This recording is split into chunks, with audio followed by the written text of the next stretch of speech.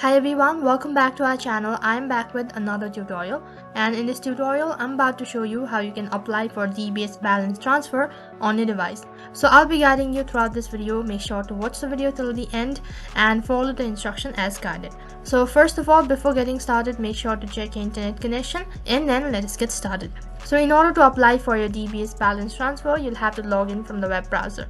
So first of all, you'll have to open up your web browser. You can use any web browser that is convenient for you. So then on the web browser, you'll have to type in dbs.com/, and after that you'll have to tap on the link. Next page you'll be directed to the official site, and what you have to do is you'll have to tap on the Digi port icon located in the bottom right corner of your screen. So once you tap on the Digi port icon, this is what the interface is going to look like. After that, make sure to go through the statement and then tap on yes, which is right at the bottom. Next, you'll have to tap on Authenticate Me and then select Cashline, which is in the bottom left corner of your screen. Next, tap on Select on the Cashline account, and after that tap on Other Amount in the bottom right corner of your screen.